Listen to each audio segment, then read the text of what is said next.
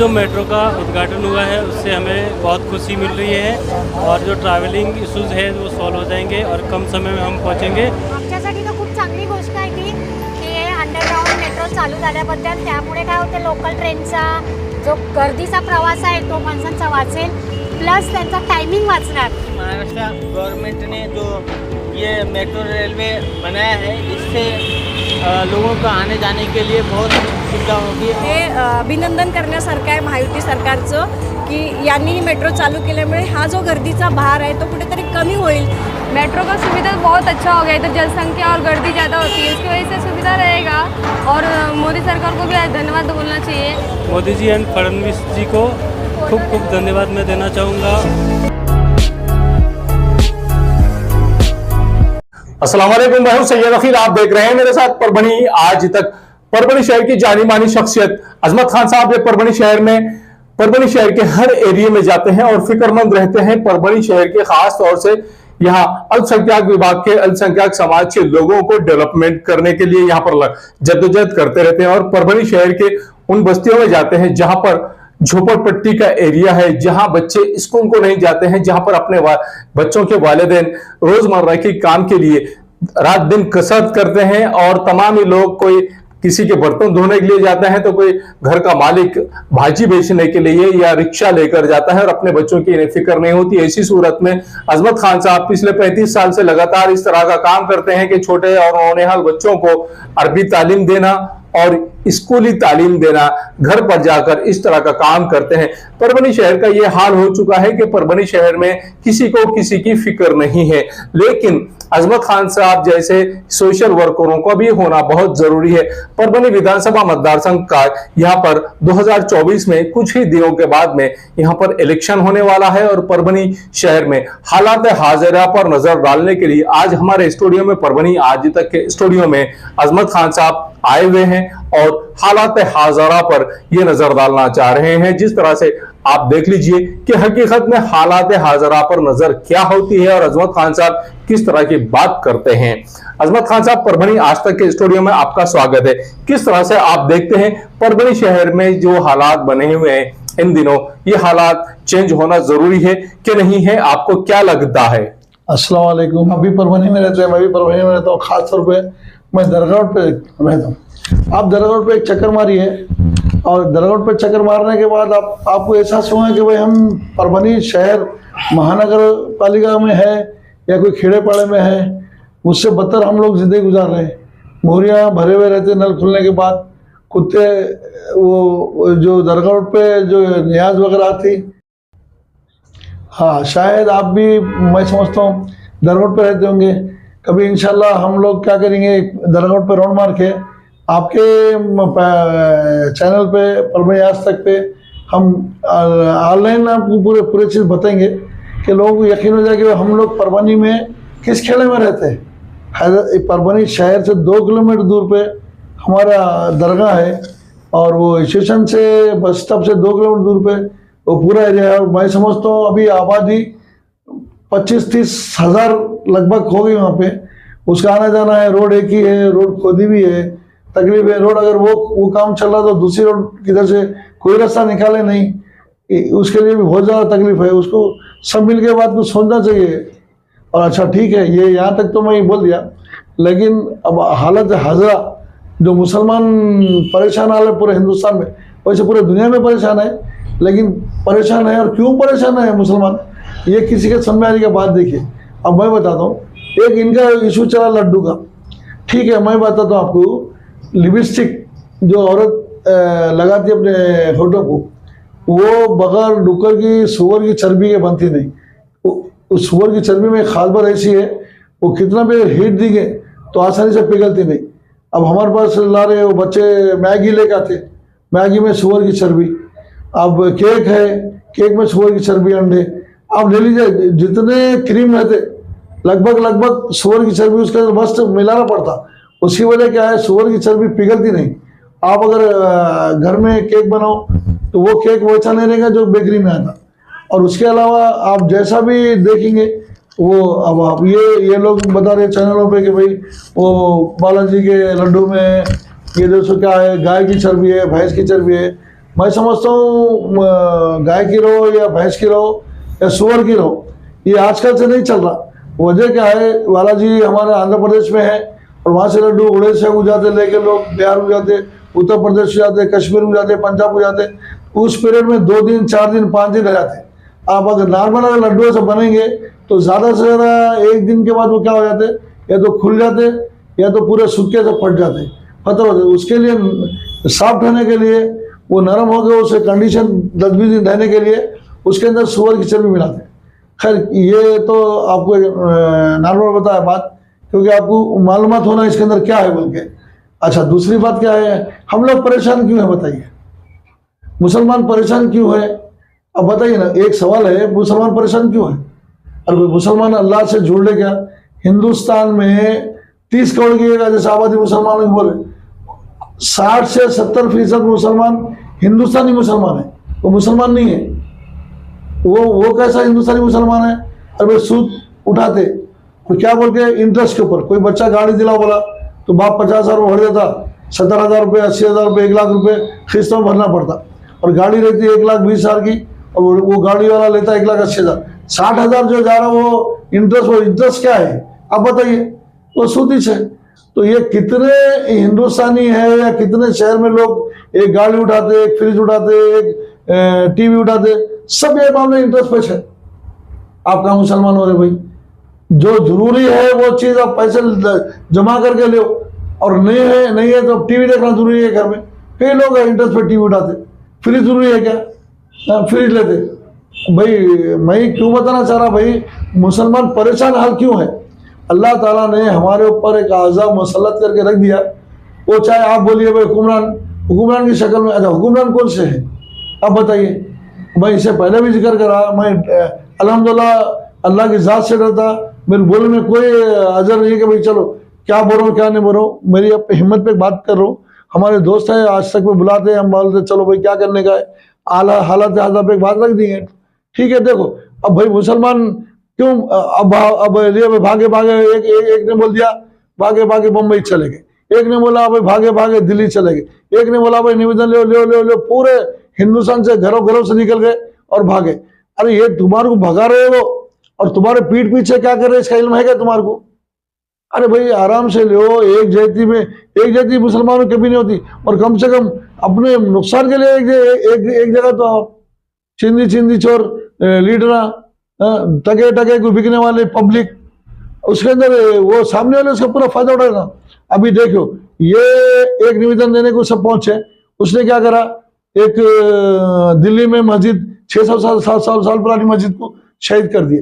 दिल्ली में क्या मुसलमान नहीं है? करोड़ों रुपए की प्रॉपर्टी दिल्ली में औकाफ की प्रॉपर्टी है। अभी मैं औकाफ नहीं करूंगा, इंशाल्लाह औकाफ करूंगा तो इनके नामों के साथ लेके बोलूंगा कि भाई कौन कितने पानी में है और कौन किसकी जमीन निकलने वाली है। इन्हें तो हमारा क्या करा, प्लान कर रहा कि भाई आज प्लान पे क्या करने का है मुसलमान को। उनका कमेटी है, उनके पास लोग है, उनके पास बैठे हुए भाई हिंदुस्तान में कैसा परेशान करना है मुसलमान को और अपने वोट जमा करना। और मुसलमान को अगर परेशान नहीं करे और मुसलमान को हटा के तुम्हारी बात करो तो फिर देखो उनका क्या हाल होगा। वो आपस में ऐसे लड़ेंगे कि बस तुम पूछ नहीं सकते, लेकिन मुसलमान को टारगेट बना रहे। अब देखो ये तुम्हारा नदीर शाह है ना, क्या नाम इसका तुम्हारे अभी जो चल रहा, ये हरामी का बच्चा, ये हरामी का बच्चा क्या है, इसका नाम भी लेने को मेरे को जमान नहीं पलट रही था। हराम का कुत्ता है। इन्हें तो 30-35 साल अय्याशी करा साउथ अफ्रीका में जाके 30-35 साल अय्याशी करा और उसके बाद क्या करा, हिंदुस्तान वापिस आया। अब हिंदुस्तान में त्यागी, अब ये त्यागी बोल के चला रहा। अब उन्हें बोला भाई कौन सी दुकान हिंदुस्तान में अच्छी चल रही, क्या कारोबार अच्छी चल रहा, चलो भाई मजहब के। तो आगे वो वसीम रजवी बोल के वो हरामी कुत्ता उसको साथ में लिया। उनके बड़े बड़े कमेटियां हैं, उनके बड़े बड़े लोग हैं, उनकी प्लानिंग है भाई इस्लाम को कैसा बदनाम करना, मुसलमान को कैसा टारगेट बनाना। उसने क्या कर दिया कि भाई एक बात बोल दिया, इससे पहले उन्हें 10 साल से बोलते जा रहा भाई मुसलमानों को ख्याल नहीं आया, उलमा दीन को ख्याल नहीं आया, हमारे लीडरों को ख्याल नहीं आ रहा। उन्हें लगभग 10 साल से बोलते जा रहा। उन्हें इतना तक बोला नौज बिल्ला हरामी का बच्चा, खाने काबा के ऊपर हमने कब्जा मारेंगे बोला, क्योंकि हमारा लिंग वो काला जो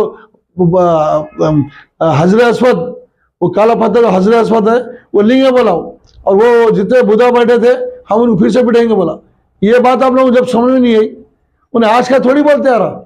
अब इलेक्शन के पीरियड हो रहे, गर्मा गर्मी हो रही, ये कर रहे, वो मुसलमानों के साथ एक कमेटी एक खेल रही। आप उसको बीजेपी का नाम दो कि आरएसएस का नाम दो, ये आरएसएस और बीजेपी के हाथ की बात नहीं है, ये इंटरनेशनल ग्रुप है। पूरे दुनिया में सबको मुसलमानों को चुन चुन के परेशान करके रखा हुआ, ये इंटरनेशनल ग्रुप है। ये आरएसएस की औकात क्या है, बीजेपी की औकात क्या है कि मुसलमानों को इतना परेशान करना। आप 58 ममालिक जो बोलते हैं, मैं इससे पहले भी जिक्र करा था, कुत्तों के सामान को बन दिए और मुंह पे ही पट्टा डाल दिए। अरे भाई तुर्की इतना ताकत बोलता, क्या करेंगे उतर के, उन्हें मार खाएंगे।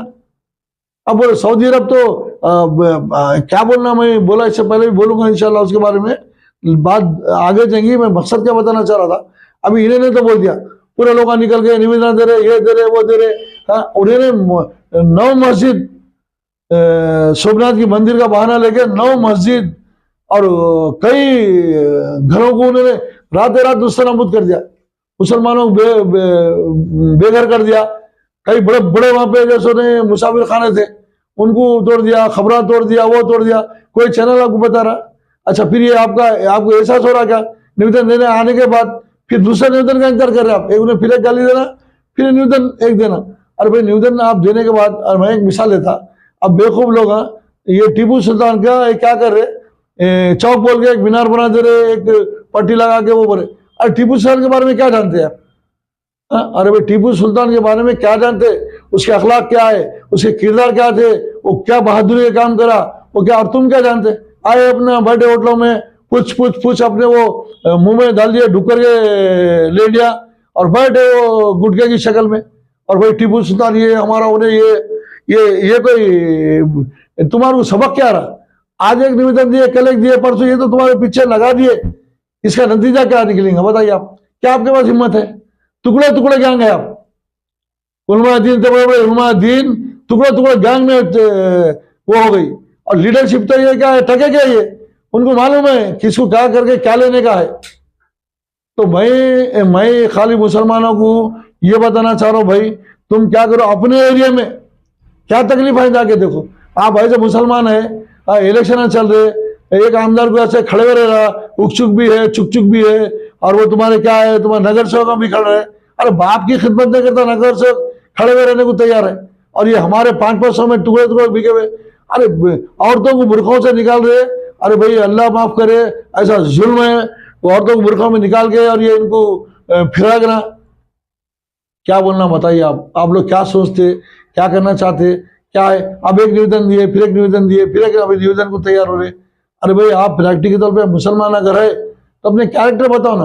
2024 में जिस तरह से इलेक्शन होना है परभणी विधानसभा मतदार संघ का, इस इलेक्शन में अब हमने अपना कायद चुनना है, और अपना कायद जिस तरह से यहाँ पर चुनना है कि परभणी की जो मुस्लिम बस्तियां हैं यहाँ पर विकास होना जरूरी है। परभणी के मुस्लिम नौजवान लड़के और लड़कियों के लिए रोजगार होना बहुत जरूरी है। और हालात हाजरा की जहां पर हम बात कर रहे हैं, मुस्लिम बस्तियां अगर आप देखेंगे तो यहाँ पर किसी तरह का कोई रास्ते का डेवलपमेंट नहीं है, नालियों का डेवलपमेंट नहीं है, और एक दूसरे के जो प्लॉट ओपन रहते हैं यहाँ पर पूरी तरह से एक दूसरे के प्लॉट्स में अपना घर का जो गंदा पानी है ये छोड़ा जाता है, और अपने घर का कचरा भी इन्हीं प्लॉटों पर डाला जाता है। इस तरह की बात भी यहाँ पर अजमत खान साहब इन्होंने खास तौर से कही है कि मुस्लिम समाज में जो विकसित होना है, जिस समाज को वो सोचकर और समझकर विकसित होना है। परभणी शहर महानगर पालिका की घंटा गाड़ियां हर एरिया में घूमती है, लेकिन हमारा कचरा हम घर का कचरा घंटा गाड़ी में ना डालकर अपने बाजू के प्लॉट पर ही फेंक देते हैं। इस तरह का यहाँ पर विकास मुस्लिम समाज की जानिब से हो रहा है, और मुस्लिम समाज ने अपनी सोच को बदलना चाहिए। मसाजिद जहाँ पर खाली पड़ी हुई है, मसाजिद में हर मुसलमान का आना बहुत जरूरी है। मसाजिद को पूरी तरह से आबाद करना बहुत जरूरी है। हालात जिस तरह से नासाज बनते जा रहे हैं पूरी दुनिया में, मुसलमान जिस तरह से परेशान हाल हो रहा है, और मुस्लिम समाज के हर व्यक्ति को चाहिए कि अपनी फिरका परस्ती छोड़े और फिरका परस्ती छोड़कर अपने आप को अल्लाह और अल्लाह के रसूल के ताबे कर दे, अल्लाह तबारक व तआला की इबादत करे, अल्लाह तबारक व तआला के हुजूर पाक सल्लल्लाहु अलैहि वसल्लम की सुन्नतों पर अमल करना बहुत जरूरी है। आइए जानते हैं किस तरह की प्रतिक्रिया अजमत खान साहब इनकी है।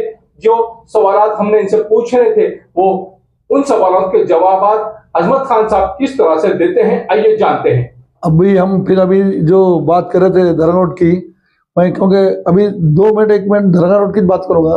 अरे भाई जो भी करना चाहता, हम बोलते भाई हिंदू मुस्लिम करो मत, भाई वो मुस्लिम कर रहा, इन्हें मुस्लिम कर रहा, ऐसा और वैसा सुनेगा तो वो उसको आप छोड़ दीजिए। आप डेवलप क्या कर सकते करिए। अरे भाई क्या करेंगे आप बताइए। मैं सिर्फ दरगाह रोड की बात कर रहा हूँ, वहाँ पे एक दवाखाना है। इससे पहले भी मैं अच्छा एक बात और बताना चाह रहा हूँ। राहुल पाटिल साहब से मुलाकात करा था, वो हमारे आमदार है, जिम्मेदार है, 2 बार आमदार रहे, तीसरे बार उन्होंने लाजिम है कि भाई खड़े रहेंगे। उससे पहले बंडू यादव साहब हमारे 3 बार खासदार थे, उससे पहले आमदार थे। अरे उन्हें तो भाई उन्हें पलट के देखे नहीं, क्यों? सिस्टम ऐसा बनाया हुआ है कि भाई दलाल खुद उनके पास पहुंचते, आधार कार्ड लाते उन लोगों के, राशन कार्ड लाते उन लोगों के, होना तो बोले तो उनके इलेक्शन कार्ड लाते, उनके जिराक्स करते, जमा करके ये देखो हमारे पास भाई 3000 आ गए, 2000 आ गए, 4000 आ गए, और वो उसके हिसाब से उनका धंधा करते। अरे भाई कब तक चलेगा बताइए। मैं यही पूछना चाह रहा था कब तक चलेगा। 40-45 साल होगा। अबरा खान साहब अल्लाह उनको जन्नत नसीब करो, उन्होंने कहा एक बस्ती बना के गए, मुस्लिम अक्सरियत इलाकों की बस्ती है वो, और जहाँ पे अब हम बोलते हैं भाई अल्पसंख्यक के फलाना लीडर है, अल्पसंख्यक के इनो लीडर है। अरे भाई पब्लिक कहाँ पहचानती क्यों? देखी क्या पब्लिक अल्पसंख्यक के? अरे एक तो लीडर ऐसे है वो सीनियरिटी लीडर कहते, अब मैं समझता हूँ घर में खुद नहीं पहचानते हैं उनको, ये लीडर साहब है बोल के। अब क्या बताना जुल्म कैसा है। देखिए मैं मुख्तसर बात करना चाह रहा हूँ, अल्हम्दुलिल्लाह सुनेगा। हाँ मैं मुख्तसर बात करना चाह रहा हूँ कि भाई देखिए ये बात बहुत हो गई। फिर मैं कल इंशाल्लाह, कल या परसों या 2 दिन के बाद फिर आप लोगों के सामने आऊँगा। बहुत शुक्रिया आप लोगों का, अच्छी बात है। अस्सलाम वालेकुम। शुक्रिया हमारे आज तक वालों का भी, अल्हम्दुलिल्लाह। अस्सलाम वालेकुम। तो ये थे अजमत खान साहब जो हालात हाजिरा पर बात कर रहे थे परभनी शहर की और परभनी विधानसभा मतदार संघ की। जरूरी है कि यहाँ पर अल्पसंख्यक समाज ने अपने आप को इस तरह से बनाना चाहिए जो तरक्की याफ्ता कौमें बनाती हैं, और मुस्लिम समाज हमेशा से ही तरक्की याफ्ता ही रहा है। मुस्लिम समाज का हर व्यक्ति हमेशा ही डेवलपमेंट की ही बात करता है। मुस्लिम व्यक्ति हमेशा ही अपने देश के प्रति देशभक्ति की ही बात करता है। मुस्लिम व्यक्ति चाहे वो मुस्लिम खवातीन रहे या मर्द हजरात रहें, हमारे देश के विकास की ही बात मुस्लिम समाज के लोग सिर्फ और सिर्फ हमेशा करते रहेंगे और फिक्रमंद भी रहेंगे। मुस्लिम समाज के ही लोग अपने देश को विकसित करने के लिए, लेकिन हालात हाजरा इस तरह से बन चुके हैं कि अब मसाजिद में हम पैसा तो लगा रहे हैं ईसाले सवाब के लिए, हमारे बुजुर्ग जो इस दुनिया में नहीं है उन बुजुर्गों के नाम से हम पैसा लगा रहे हैं, मसाजिद बना रहे हैं, और मसाजिद में अच्छे से अच्छे यहाँ पर टाइल्स भी लगा रहे हैं और मसाजिद को खूबसूरत बना रहे हैं। लेकिन नमाज को जाने के लिए खास तौर से मुस्लिम समाज के लोग हमेशा सुस्त आए हुए नजर आते हैं। 5 टाइम की नमाज पढ़ना हर मुसलमान मर्द और औरत पर फर्ज है। यहाँ हमारे छोटे और नौनिहाल और जान से ज्यादा प्यारे और अजीज बच्चों को भी आपको इस एपिसोड में जो बातें कड़वी लगी होगी उसके लिए हम माफी चाहते हैं कि हो सकता है कि आपको कुछ बातें चुप जाए, लेकिन हम उन तमाम मुसलमानों को ये दावत दे रहे हैं कि आपने मसाजिद को आबाद करना बहुत जरूरी है। फिरके को बाजू में रखते हुए, आप किस जमात से ताल्लुक रखते हैं ये चीज बाजू में रखते हुए आपने किसी भी जमात की मस्जिद हो, आप नमाज के लिए जाना जरूरी है। एक जमाना ऐसा था, एक दौर ऐसा था कि मस्जिद में जो हजरात, जो सहाबान इमामत करते थे, मस्जिद में दीन की तालीम मुफ्त दिया करते थे और बच्चे भी शौक से उस तालीम को हासिल करते थे। आज जिस तरह से हालात बिगड़ते हुए नजर आ रहे हैं, हम मुस्लिम समाज के हर व्यक्ति को बता रहे हैं कि आपने हर तरह से इस बात का खास तौर से ख्याल करना चाहिए कि मस्जिद में अगर आपके बच्चे तालीम हासिल करने के लिए जा रहे हैं तो आपने इमाम साहब को पैसे पेड करना जरूरी है, इसके लिए कि इमाम साहब का भी घर उसी पर चलता है। इमाम साहब का पेमेंट देने के लिए हमारे पास में बड़ी मुश्किल से हर महीने 10 या 20 रुपये आते हैं। मस्जिद का लाइट बिल है, मस्जिद का इमाम साहब का पेमेंट है, मस्जिद के अखराजात है, लेकिन मस्जिद में हम नमाज के लिए ही नहीं जा रहे हैं तो मस्जिद को ताउन क्या करेंगे। जरूरी है कि हमने मस्जिद के लिए ताउन भी करना जरूरी है। हमने अपने बच्चों के लिए ही नहीं बल्कि अपने मोहल्ले के बच्चों के लिए भी सोचना जरूरी है। हम अपने मसाजिद को पैसा नहीं लगाएंगे तो कौन लगाएगा, ये सवालिया निशान है। और आपने जिस तरह से यहाँ पर अजमत खान साहब, इन्हें सुना है, अजमत खान साहब हर विषय पर बात करने वाले हैं, ये पहला हमारा एपिसोड है जहां पर अजमत खान साहब ने हालात हाजरा पर बात की है। मैं हूं सैयद अखिल, आप देखते रहिए मेरे साथ परभनी आज तक। आप हमारे चैनल को अगर पहली बार देख रहे हैं तो ऐसी सूरत में आप हमारे चैनल को सब्सक्राइब करना ना भूलें और सब्सक्राइब करने के बाद में बेल आइकन का बटन जरूर दबाएं। उसी के साथ आप हमारे चैनल को लाइक करें, शेयर करें और कमेंट करना ना भूलें। आप हमें Facebook, Twitter, Instagram, Telegram, WhatsApp और यूट्यूब पर भी फॉलो कर सकते हैं। अस्सलाम वालेकुम, मैं हूं सैयद अखिल, आप देख रहे हैं मेरे साथ परभनी आज तक। ये परभनी शहर का इफ्तिखार पार्क और इफ्तिखार कॉलोनी का एक रास्ता है जो धार रोड से होता हुआ ये सीमेंट का रास्ता आप मेरे पीछे देख रहे हैं जो इफ्तिखार कॉलोनी को जा रहा है। स्काई लाइन कंस्ट्रक्शन की जानिब से ये सर्विस दी जा रही है और एनए कलेक्टर लेआउट जो यहाँ पर प्लॉटिंग निकाली गई है स्काई लाइन कंस्ट्रक्शन की जानिब से, ये सुविधा परभनी शहर के धार रोड से होते हुए इफ्तिखार कॉलोनी में और इफ्तिखार पार्क में डायरेक्ट ये सीमेंट रास्ता दिया गया है और ये रास्ता पूरी तरह से उस कॉलोनी को जोड़ने के लिए दिया गया है। हम आपको पूरा रास्ते का लोकेशन देते हैं कि किस तरह से धार रोड से होता हुआ ये इफ्तिखार कॉलोनी और इफ्तिखार पार्क को ये रोड रास्ता सीमेंट रास्ता अटैच हो रहा है। ये सर्विस सिर्फ इफ्तिखार कॉलोनी के वासियों के लिए ही स्पेशली दी गई है। परभनी शहर के धार रोड से होता हुआ जो सीमेंट रोड है, ये cement road sky line construction के सर्वे सर्वा मेराज सिद्दीकी इनकी जानिब से बनाया गया है इफ्तिखार पार्क और इफ्तिखार कॉलोनी के लिए। जो रास्ता हम आपको बता रहे हैं, ये जो लोकेशन हमने आपको बताया है, ये धार रोड से होता हुआ इफ्तिखार कॉलोनी और इफ्तिखार पार्क के लिए स्पेशली ये जो रास्ता बनाया गया है सीमेंट रास्ता, ये यहाँ से टर्न होता हुआ ये इफ्तिखार कॉलोनी और इफ्तिखार पार्क में इस तरह से जा रहा है। ये नज़ारा हम आपको सिर्फ और सिर्फ परभनी आज तक पर बता रहे हैं। ये नज़ारा आप देख लीजिए कि किस तरह से यहाँ से शुरू हो रही है इफ्तिखार पार्क और इफ्तिखार कॉलोनी की ये प्लॉटिंग। रास्ता तो आपने देख लिया है कि किस तरह से यहाँ पर इफ्तिखार पार्क और इफ्तिखार कॉलोनी में आने के लिए जो लोकेशन हमने आपको बताया है धार रोड से होता हुआ जो सीमेंट रोड स्पेशली बनाया गया है स्काई लाइन कंस्ट्रक्शन की जानिब से, ये इफ्तिखार कॉलोनी और इफ्तिखार पार्क की एनए लेआउट की पूरी प्लॉटिंग है। और एनए लेआउट की पूरी प्लॉटिंग आप ये देख लीजिए कि यहाँ पर लाइट की सुविधा किस तरह से अवेलेबल करा कर दी गई है और लाइट की सुविधा के अलावा यहाँ पर हर प्लॉट के सामने 2 झाड़ लगाए गए हैं। ये झाड़ भी देख लीजिए 15 से 20 फीट ऊंचे ये झाड़ है और हर प्लॉट के सामने झाड़ है। हर प्लॉट के सामने नल का कनेक्शन है। हर प्लॉट के सामने नाली बनी हुई है। सीमेंट और कंक्रीट में जो नाली बनी हुई है, ये नाली भी स्पेशली इस प्लॉटिंग के लिए ही बनी हुई है। अब ये देख लीजिए कि किस तरह से यहाँ पर रास्ते का काम किया गया है और इस रास्ते के काम को अच्छी तरह से डेवलप किया गया, अच्छी तरह से इस रास्ते को सीमेंट रोड को बनाया गया है। इफ्तिखार पार्क में जो सर्विस दी जा रही है, गट्टू के रास्ते का काम शुरू है, गट्टू बिठाना चालू है।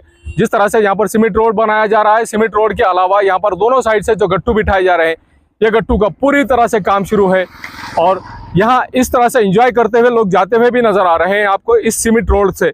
यहाँ पर 115 प्लॉट में से 71 ऐसे प्लॉट है जिनकी कीमत 13,50,000 रुपये एक प्लॉट की कीमत बताई जा रही है। 22 बाई 40 के प्लॉट्स है और 22 बाई 40 के बाद में यहाँ पर हर प्लॉट के सामने 2 झाड़, हर प्लॉट के सामने नल का कनेक्शन और हर प्लॉट के सामने से सीमेंट और कंक्रीट की एक नाली, मजबूत नाली दी गई है। ये गट्टू का काम आप मेरे पीछे देख रहे हैं कि किस तरह से यहाँ पर गट्टू का काम दोनों साइड से शुरू किया गया है। इस तरह से हर प्लॉट के सामने रास्ते के बाजू के साइड से पूरी तरह से गट्टू भी बिठाए जा रहे हैं। इफ्तिखार पार्क और इफ्तिखार कॉलोनी में जो सर्विस दी जा रही है, स्पेशली इस प्लॉटिंग के लिए स्पेशल डीपी लाई गई है सैंक्शन कराकर। यह डीपी और इसके अलावा यहाँ पर ये बस्ती के साइड में बस्ती यहाँ पर अवेलेबल है, पहले से ही बस्ती यहाँ पर मौजूद है और इस बस्ती के ख़त्म होते ही यहाँ पर इफ्तिखार पार्क और इफ्तिखार कॉलोनी यहाँ पर मेराज सिद्दीकी साहब इनकी जानिब से सर्विस दी जा रही है कि इनके प्लॉटिंग में एक स्वतंत्र डीपी भी अवेलेबल है, लाइट के कनेक्शन अवेलेबल है, झाड़ हर प्लॉट के सामने अवेलेबल है। उसी के साथ में सीमेंट और कंक्रीट की नालियां अवेलेबल है। हर झाड़ को महफूज रखा गया है और हर झाड़ को पानी भी दिया जा रहा है। हर प्लॉट पर यहाँ पर नल का कनेक्शन भी अवेलेबल है। इस तरह की सर्विस यहाँ पर दी जा रही है। मिर्जा मेस परभणी। अगर आप परभणी शहर में रहते हैं और घर के खाने का लुत्फ लेना है तो संपर्क जरूर करें मिर्जा मेस परभणी। घर पहुंच सेवा खाने के टिफिन के लिए जरूर संपर्क करें। मोबाइल क्रमांक 8830266947।